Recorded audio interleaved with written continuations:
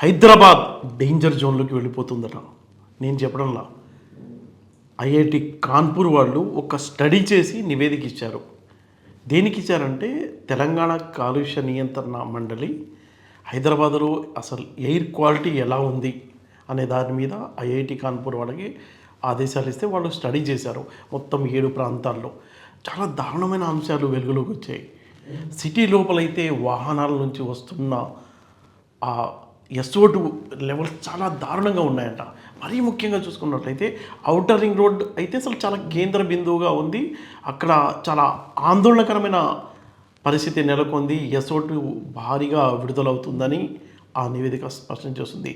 ప్రతిరోజు కనుక చూసుకున్నట్లయితే సిటీలో దాదాపుగా 10,700 కేజీల SO2 గాల్లోకి విడుదలవుతుంది.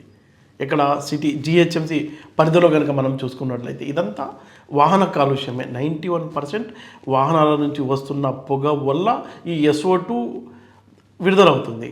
అదే ఔటర్ రింగ్ రోడ్ దగ్గర కనుక మనం వెళ్ళి చూసుకున్నట్లయితే అక్కడ విడుదలవుతున్న SO2 ప్రతిరోజు ఎంత ఉందంటే 18,101 కేజీల SO2 విడుదలై గాల్లో కలుస్తుందంట.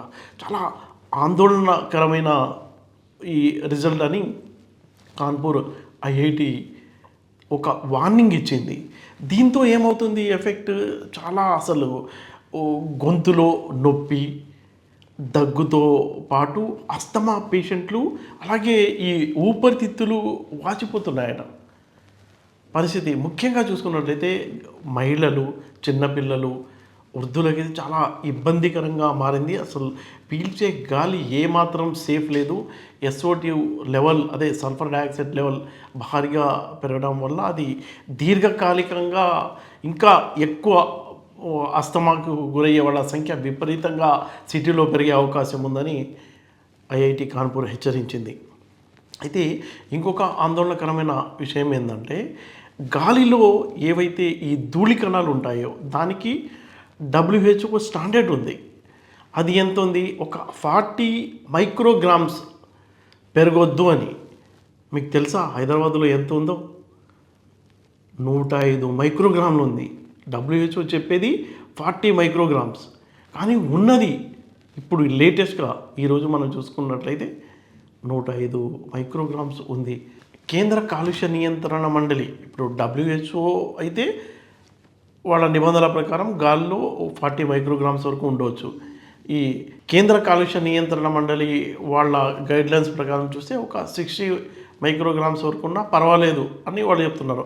అయినా ఆ లెక్కకు కూడా దాటి మనం దాదాపుగా 105 మైక్రోగ్రామ్స్ ఉంది అంటే హైదరాబాద్లో ఈ ఎయిర్ పొల్యూషన్ ఎంత దారుణంగా ఉంది అనే దానికి ఈ నివేదిక అద్దం పడుతుంది. సేఫ్గా ఉండాలి అంటే మనం మాస్క్ వేసుకునే, ఏదో అప్పట్లో కరోనా టైంలో మాస్క్ అందరూ వాడారు, కానీ ఇప్పుడు కూడా అలాంటి సిచ్యువేషన్ ఉంది.